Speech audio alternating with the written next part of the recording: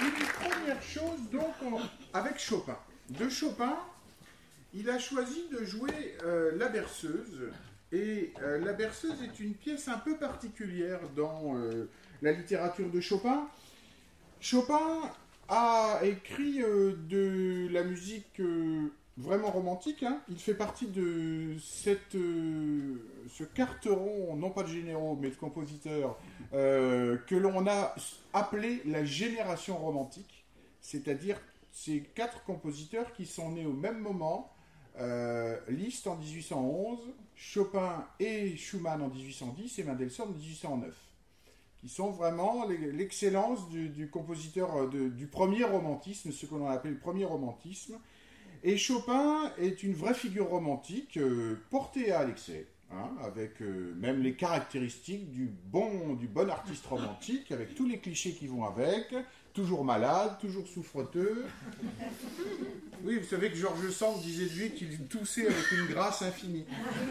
C'est beau, hein? Il avait la phtisie, c'était un nom romantique pour parler de la tuberculose. Et de temps en temps, elle l'appelait mon cher cadavre. Ils ont eu donc une relation amoureuse, tous les deux, très tumultueuse, comme les romantiques ont toujours des relations amoureuses tumultueuses.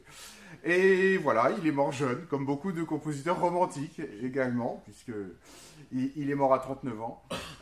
Et Chopin, eh bien évidemment, il va mettre tout ça dans sa musique. Et dans sa musique, il y a beaucoup de choses. Il y a aussi la musique d'un déraciné, c'est-à-dire d'un compositeur polonais. Il ne faut pas oublier qu'il est polonais. Il est polonais d'un père français, c'est pour ça qu'il a un nom français. Mais il est polonais et il quitte la Pologne il y a 20 ans.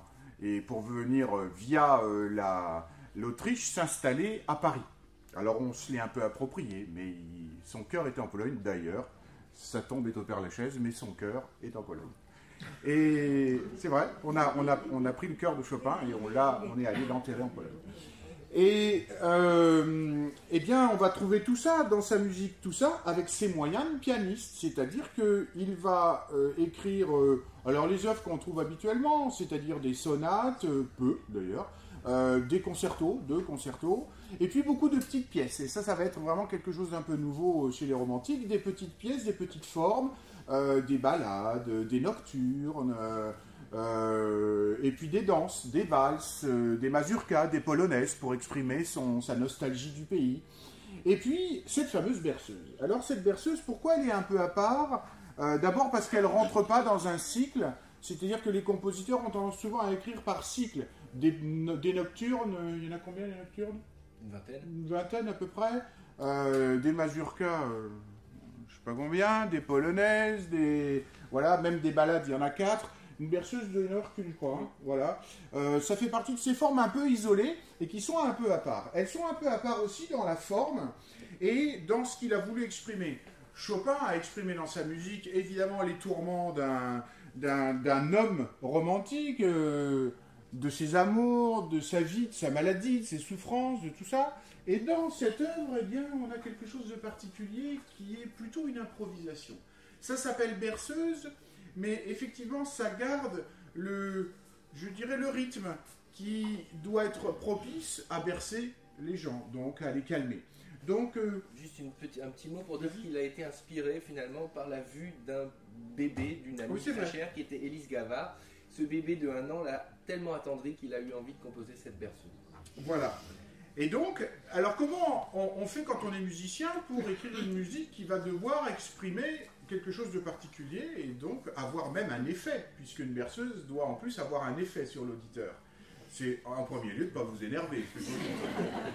Donc, on va déjà faire en sorte que la musique corresponde dans son tempo à l'effet souhaité. Le tempo, c'est quoi en musique? C'est la vitesse à laquelle on joue la musique.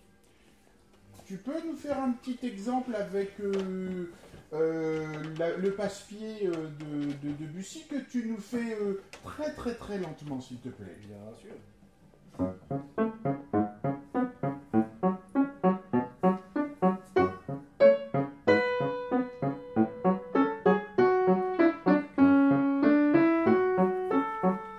Je lui ai demandé de jouer ça beaucoup plus lentement que ce pourquoi ça n'a été écrit, pour vous montrer que finalement, il a bien joué exactement ce qui était marqué sur la partition, c'est-à-dire le rythme. Le rythme et le tempo, c'est pas la même chose. Le rythme, c'est la façon qu'on a de disposer les sons dans l'espace-temps, de les resserrer les uns proches des autres ou de les éloigner les uns des autres. Ça, c'est le rythme. Mais je peux lui demander de faire le même rythme 2 fois plus vite ou 3 fois plus vite, et vous allez voir que du coup, le caractère en est tout à fait changé.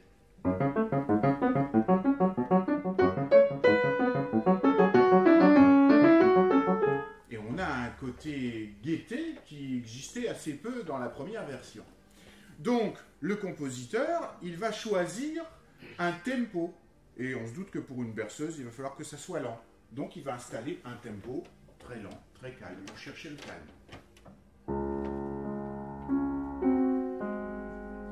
Là, on a tout de suite compris qu'on est dans quelque chose qui va plutôt nous apaiser. Ensuite, il va diriger son propos sur quelque chose qui, pour vous bercer, doit ne pas avoir de façon trop déterminée un début et une fin. Sinon, vous allez deviner ce qui va venir après et vous n'allez pas avoir la même impression.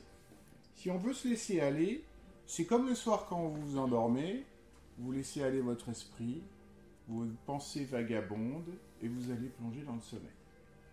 Et si vous avez passé une mauvaise journée, vous allez fixer votre attention sur un truc et vous n'allez pas vous endormir. Eh bien, la musique, c'est un peu pareil. Il faut que la musique donne l'impression que vous n'allez pas tellement savoir ce qu'il va y avoir après. Alors, on va essayer de créer une sorte d'improvisation. Et c'est là où il a du génie, Chopin, parce qu'il a réussi vraiment à créer quelque chose de très improvisé. Et comment il s'y est pris? Eh bien, la première chose qu'il a fait, c'est que il a changé quelque chose dans l'accompagnement. Normalement, un accompagnement suit la mélodie. Tu n'as pas un petit exemple d'une mélodie avec un accompagnement harmonisé, ce que tu veux Par exemple, nocturne. Voilà. La main gauche accompagne la mélodie, c'est-à-dire qu'elle fait les bons accords qui vont sur ça. Ici, non.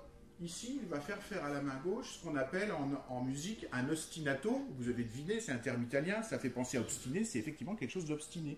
Quelque chose qui va tout le temps se répéter.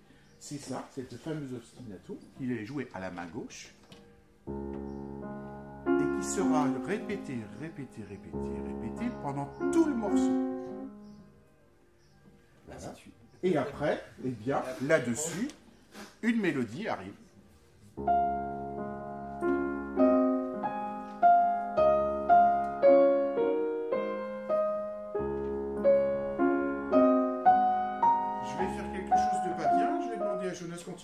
Continue. Je vais lui demander de continuer à jouer, mais d'arrêter de jouer avec la main droite. Et vous voyez que ça continue, toujours. Je vais lui demander de reprendre à un autre endroit de la partition.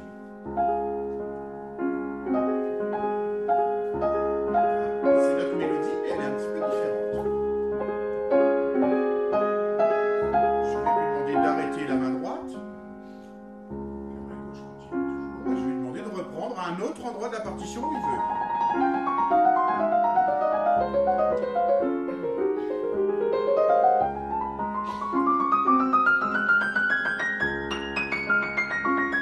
Est-ce que vous avez une idée d'où ça va se terminer tout ça?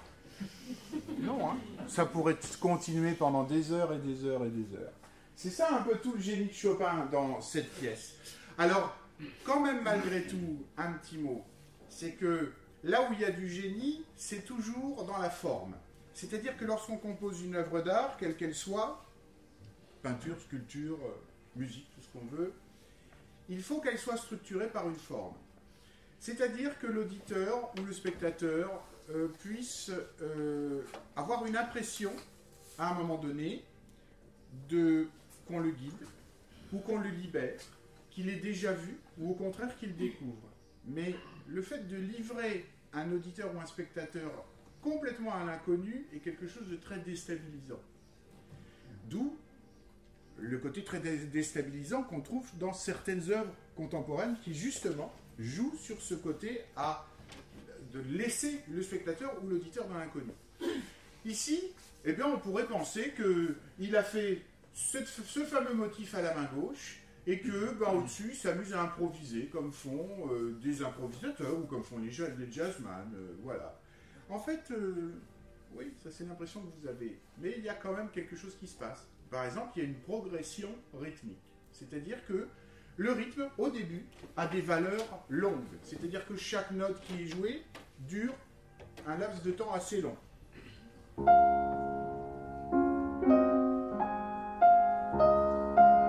si je demande à Jonas de continuer, à un autre endroit, vous allez voir que les valeurs de notes vont devenir plus courtes.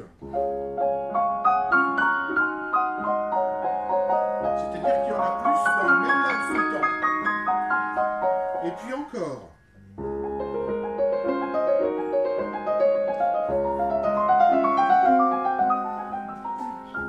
Et puis encore. Et il y en a encore plus dans le même laps de temps. Ainsi de suite. Ce qui fait que vous en êtes pas rendu compte, mais vous avez subi cette progression au fur et à mesure de l'écoute. Et en fait, ce qui vous est apparu une improvisation n'était pas tant que ça une improvisation. Mais l'important, c'est que vous l'ayez cru, en fait. Parce que c'est ça qui a provoqué chez vous ce sentiment que vous avez eu en écoutant cette musique. C'est ça l'art suprême d'ailleurs de Chopin, de concilier cette forme avec ce sentiment d'improvisation. C'est ça où est le génie de Chopin, je pense. On n'a pas l'impression qu'il y a une forme, et pourtant il y en a une. Voilà, et si elle n'y était pas, vous seriez... Oui, il vous manquerait quelque chose, justement. Il faut beaucoup de science pour donner ce sentiment d'improvisation. C'est souvent, d'ailleurs, oui, c'est souvent ce qui fait la différence entre les grands musiciens des autres. Alors, quand on est un musicien, a fortiori un musicien romantique, eh bien, on va donc vouloir... Là, il exprime ce calme dans cette berceuse. On peut avoir, évidemment, plein d'autres sentiments à exprimer. On peut avoir envie, par exemple, d'exprimer alors quelque chose qu'on retrouve beaucoup chez les romantiques, mais pas que, qui est le côté capriccio. Capriccio, vous doutez que ça fait référence au caprice, quelque chose de capricieux, c'est quelque chose qui avance pas de façon bien régulière. Hein. Quand on dit le moteur de ma bagnole il est capricieux, c'est qu'il démarre quand il veut et que les vitesses elles passent comme elles peuvent. Voilà, c'est quelque chose de capricieux. Eh bien, il y a cette impression qu'on peut avoir dans la vie. Alors, comment mettre en musique cette hésitation? Eh bien, voyons par exemple Brahms. Brahms, il a écrit justement un capriccio, et vous allez voir qu'il s'y prend d'une certaine manière, en plus, en écrivant de la musique qui va induire quelque chose chez l'interprète, mais qui n'est pas marqué. Tu peux nous jouer le début du opus 76 ?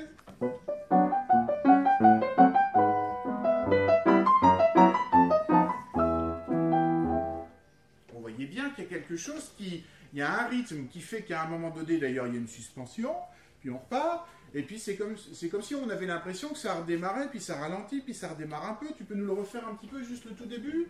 Ça ralentit,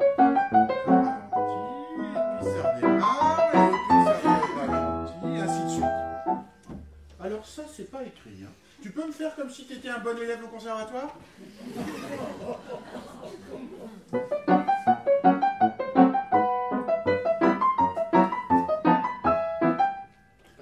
Non, on n'a pas tout à fait la même impression. Alors, c'est pas écrit, effectivement, Brahms n'a pas écrit à la deuxième mesure, attention, ralentir, et puis reprendre du tempo. Alors, vous allez me dire, pourquoi il fait ça ? Bien parce que, justement, il connaît suffisamment bien la musique, et qu'il sait que ce texte induit ça. De la même façon que quand vous vous retrouvez devant un poème à lire ou une pièce de théâtre, bien, naturellement, vous allez mettre le ton pour demander quelque chose. Et si, dans le texte, il est marqué, attention, à un moment donné dans le texte de la pièce de théâtre, attention derrière toi, vous n'allez pas dire attention derrière toi.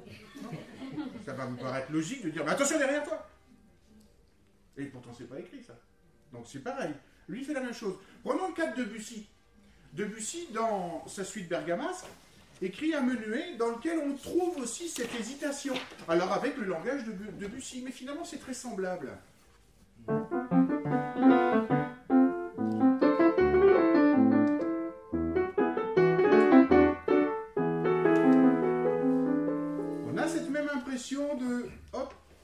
ça repart. Pareil, je peux aussi lui demander de le jouer en mauvais élève de conservatoire. Ça devient un travail qui n'a plus aucun intérêt et surtout qui s'éloigne complètement du propos, de l'esprit. Voilà, c'est ça. Donc effectivement, un très bon musicien sait aussi trouver l'esprit, comme un bon acteur, sait trouver le ton d'un texte à dire. Alors, on a d'autres moyens, évidemment, pour les compositeurs. C'est que vous avez, notamment, par exemple, dans le Capriccio de Brahms, vous avez vu qu'au début, c'est quelque chose d'assez gai, d'assez léger. Dans sa pièce, il va vouloir à un moment donné composer une jolie mélodie. Tu peux nous faire que la mélodie, s'il te plaît, avec la basse ?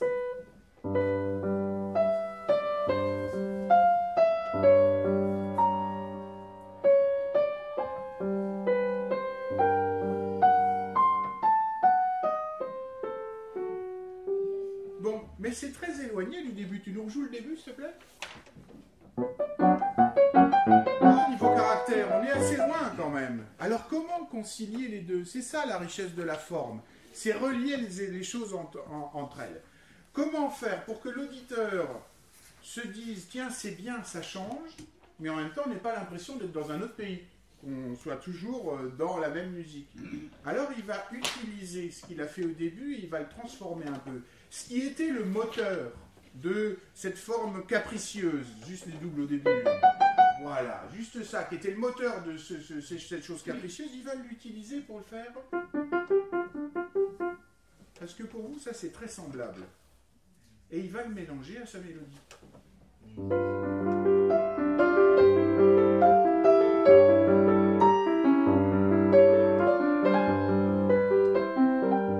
En fait, il vous rassure un peu en vous disant, vous écoutez autre chose, mais rassurez-vous, il y a ça, vous l'avez déjà entendu au début. Il faut préciser que Brahms a vraiment un souci très grand, toujours dans toute sa musique, de l'unité. Et il aime utiliser les mêmes éléments dans des parties différentes. Il est vraiment obsédé par ça, c'est un architecte. Voilà, c'est ce qui fait que vous vous y retrouvez bien. Cela dit, Debussy, finalement, il fait un peu la même chose, puisque l'élément, tu peux juste les doubles, l'élément du début qui vous donne aussi cette impression d'hésitation. Voilà, et bien ça aussi, il le reprend quand lui aussi joue une mélodie. Alors c'est un petit peu transformé, mais l'idée est là. Et il me rajoute là-dessus une mélodie.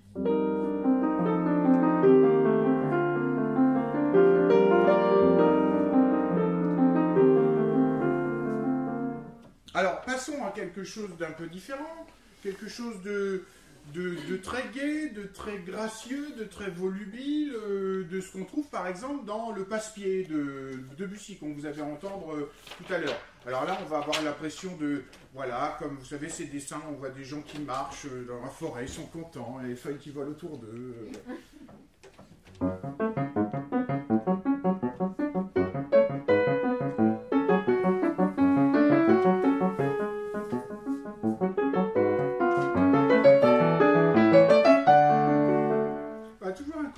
Un peu de danse villageoise chez Debussy qui ramène tout le temps un peu à cette impression qu'on aurait pu entendre dans des contrées comme ça.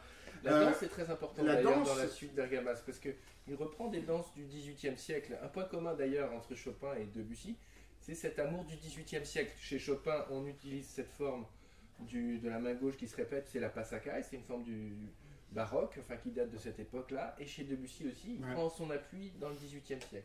Voilà, d'ailleurs c'est un passe-pied qui est une ancienne danse, une danse de la Renaissance. Oui, voilà. Alors on peut voir Brahms aussi, à sa manière, il va exprimer cette gaieté dans son intermezzo plus 119 numéro 3, avec quelque chose aussi qui donne cette impression d'avancer. Il y a une impression d'avancer toujours, de quelque chose qui marche.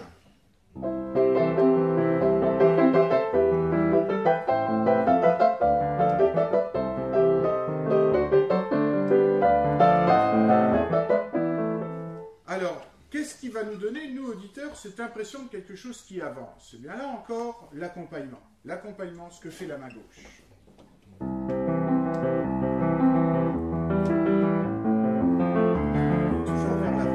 Chez Debussy, différent. Mais pareil, finalement, on a aussi cette chose qui va vers l'avant. Qu'est-ce qui change entre les deux? Beaucoup plus épuré chez Debussy et beaucoup plus chargé au niveau son chez Brahms. Ça, c'est aussi les cultures différentes entre la culture allemande, la culture française, la musique française qui se caractérise toujours par un côté plus épuré, plus éthéré, alors que la musique allemande se caractérise plutôt par des sons, des orchestres très fournis. Alors, finalement, Brahms, tu nous joues sans les tirs, s'il te plaît. Brahms, ce qu'il veut raconter, c'est ça, lui.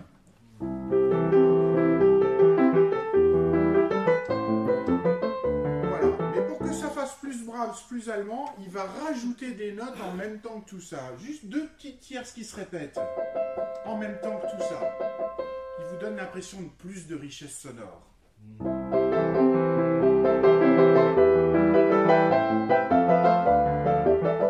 Et on a tout de suite quelque chose qui, au niveau son, semble beaucoup plus plein, beaucoup plus généreux, en fait.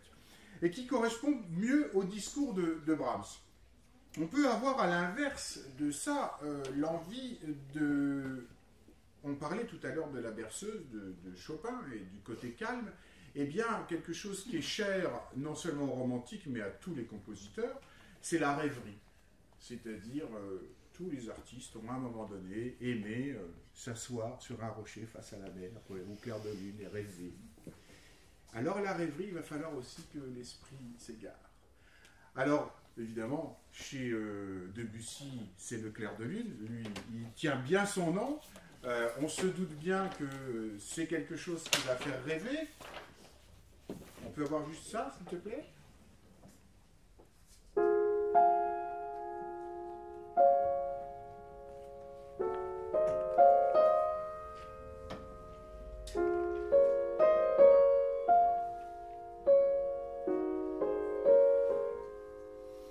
Chez Brahms, on a le premier intermezzo, le plus 119, qui est très très une belle rêverie également.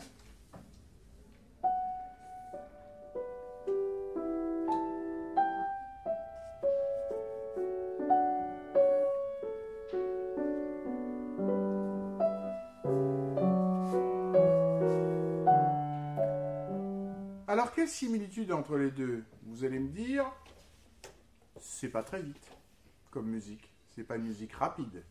Effectivement, ils ont tous les deux choisi de nous faire jouer des notes qui étaient relativement espacées dans le temps. Si jamais je demandais à Jonas de nous jouer par exemple le Brahms 3 fois plus vite, il est clair qu'on perd toute cette notion de rêverie. On est dans un aquarium là. Hein? Donc il y a bien la façon d'espacer les notes dans le temps. Il n'y a pas que ça. Il y a également ce qu'on appelle en musique la tessiture, c'est-à-dire l'endroit où on va jouer de la musique dans toute la possibilité de son qui s'offre à nous. Au piano, la possibilité de son qui s'offre à nous, c'est de là à là, 88 notes. On peut s'amuser à jouer tout ici, ou au milieu. Alors à chaque fois, vous allez nous dire, ben, c'est pareil. Ah, c'est pas complètement pareil, parce que ça induit forcément à une ambiance différente. Et là, la particularité de ces deux choses-là, c'est qu'elles sont jouées dans une tessiture qu'on appelle en piano médium aigu. Tu nous situes où c'est? Entre cette région-là. Voilà. C'est-à-dire que s'il va plus haut, on a quelque chose de trop cristallin qui devient trop agressif. S'il va plus bas, c'est trop pesant, c'est pas possible. Alors c'est juste le bon endroit. Et il y a une autre particularité, c'est que il ne va pas mettre de son grave. Tu nous fais le Debussy, s'il te plaît?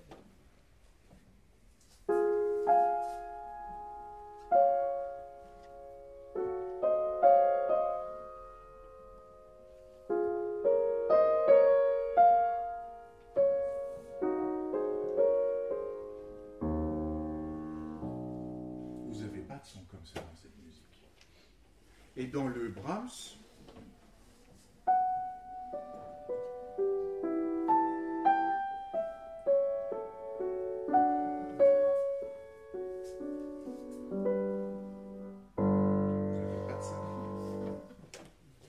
il a supprimé les sons graves. Et c'est ce qui nous fait aussi cette impression de rêverie. Ça élève l'âme, le fait de supprimer des sons graves.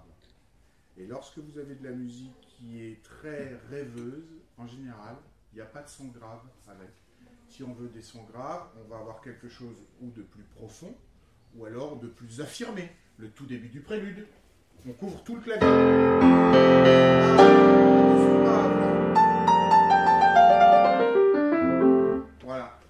Alors c'est finalement la même façon de faire un petit peu. Le fait qu'on n'a pas quelque chose d'installé rythmiquement. C'est toujours, on est toujours dans des syncopes, dans des choses qui se que échappent, vous avez du mal à identifier. Qui échappent à la compréhension en fait. C'est-à-dire que si tu rejoues par exemple le passe-pied, la main droite du passe-pied, vous avez un rythme que vous allez arriver à identifier, vous allez ressortir, vous allez pouvoir le rechanter.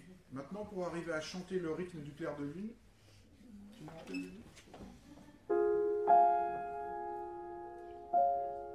y a beaucoup d'attentes.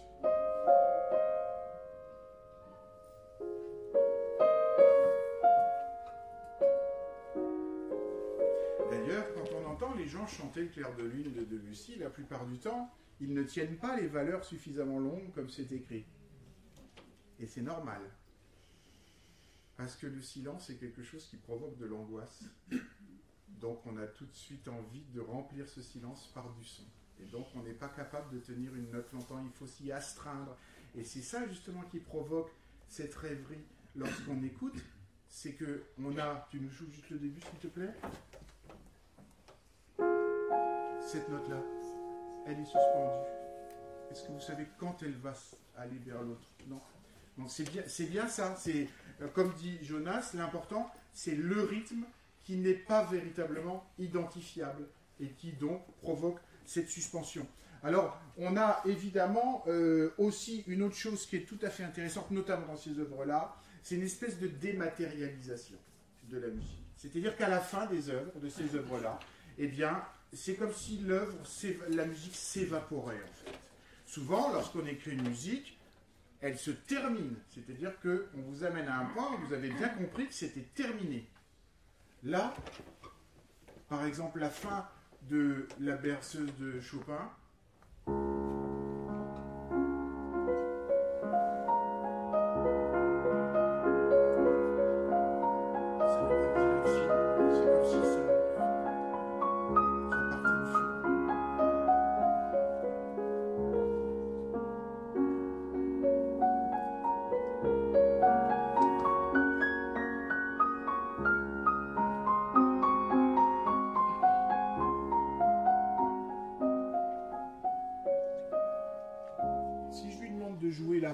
Clair de lune de Debussy, vous allez voir que on a exactement la même impression.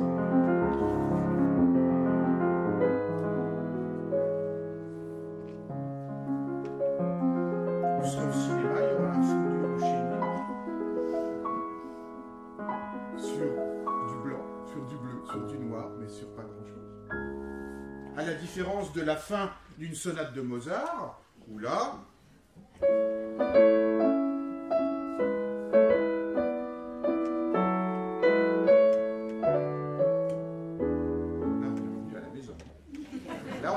C'était terminé, hein.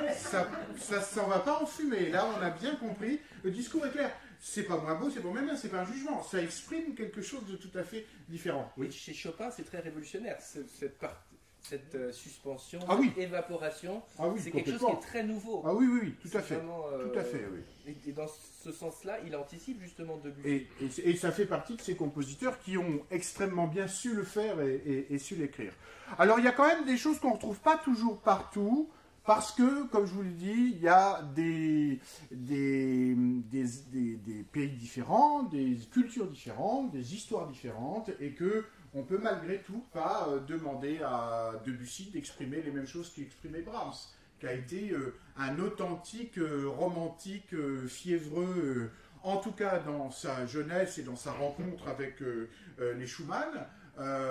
Alors, chez Brahms, eh bien, on va trouver, par exemple, de la passion. On va trouver quelque chose de très fiévreux, comme ce qu'on trouve dans son opus 119, numéro 2.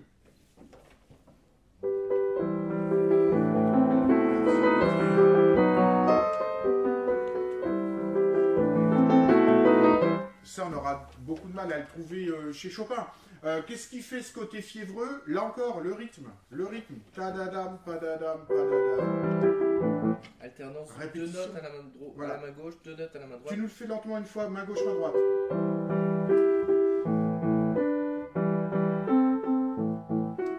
Ça passe de l'un à l'autre tout le temps, mais rapidement, voilà. Ça, c'est quelque chose qui est assez caractéristique.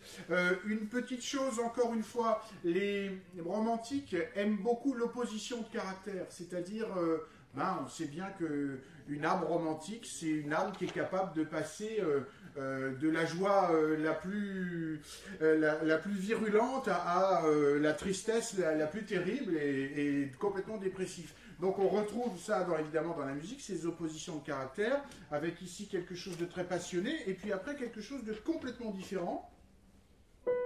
Tout va beaucoup mieux maintenant.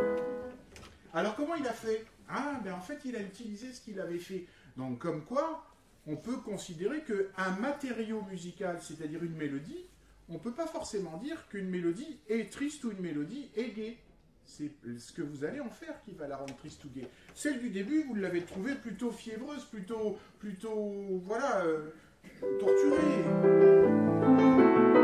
y a de la souffrance là-dedans. Mais s'il la transforme un peu, tu nous la fais juste le petit... C'est ça que vous avez entendu. Lui, il va un tout petit peu transformer. Déjà, de quelque chose de mineur, il en fait quelque chose de majeur, plus éclairé.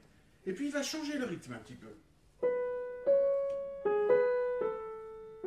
Et il va un petit peu changer l'accompagnement. Vous avez complètement autre chose. Recycler. C'est un peu comme les émissions de déco qu'on voit à la télé, avec 2-3 trucs anciens, on fait un truc neuf. Il y a un peu de cette idée. On recycle. Il y a toujours ce souci de l'unité de... voilà. Ça permet effectivement... L'avantage, c'est que ça permet à l'auditeur de... Encore une fois, de s'y retrouver.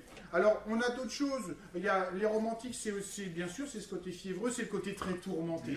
Alors, le tourment en musique, il va falloir, là, pour le coup, utiliser, tout à l'heure, on a parlé de la tessiture. Là, pour le coup, on va utiliser bien plus de notes sur le clavier, comme ce qu'on trouve dans la Rhapsodie opus 79. Ça, c'est vraiment tourment.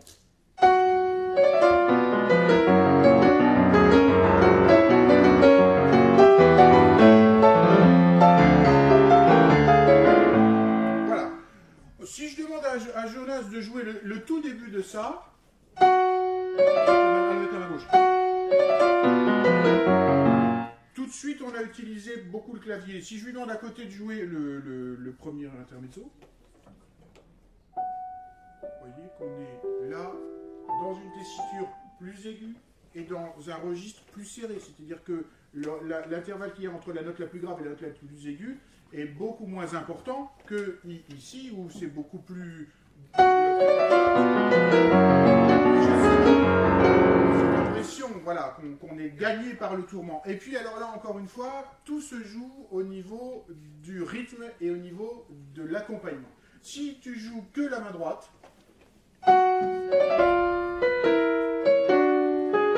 c'est pas hyper tourmenté.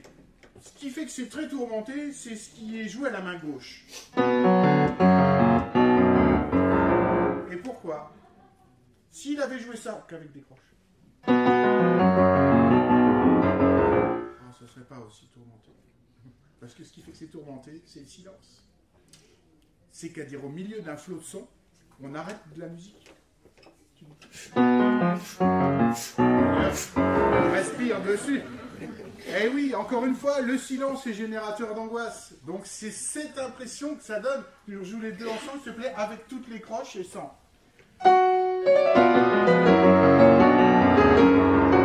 Ça, on est un peu gavé de son. Il y en a beaucoup. Mais si on enlève et qu'on crée un silence au milieu de tout ça...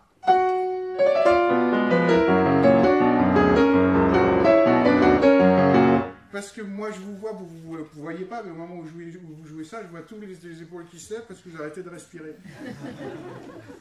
C'est normal, c'est comme quand on va au cinéma pour voir un type qui fait de la plongée, dès qu'il plonge, tout le public fait... C'est normal.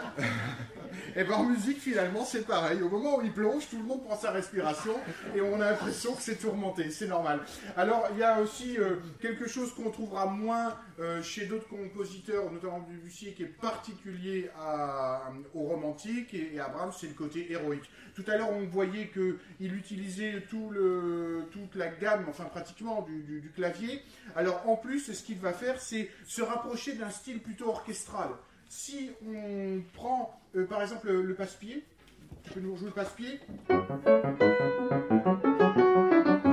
tu peux nous jouer lentement une fois. À chaque fois, il y a toujours que 2 notes qui sont jouées ensemble. Une à la main gauche et une à la main droite. Maintenant, si je lui demande de jouer le dernier, l'opus 119, s'il te plaît.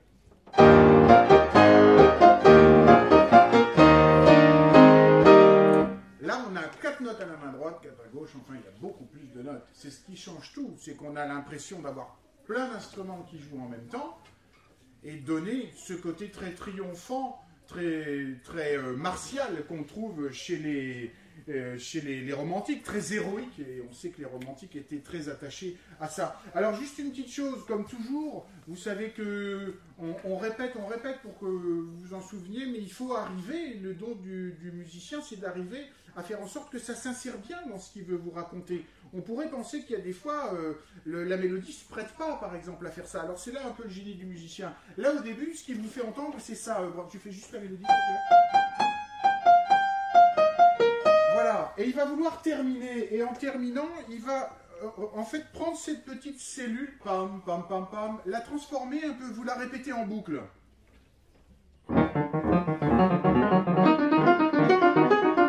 Comme quelque chose de frénétique, c'est-à-dire qu'il répète, il le fait aller de plus en plus vite, et il commence par faire jouer quelques notes en même temps, et il va terminer, comme au début, à faire jouer de plus en plus de notes. Il y a une vraie progression pour terminer finalement.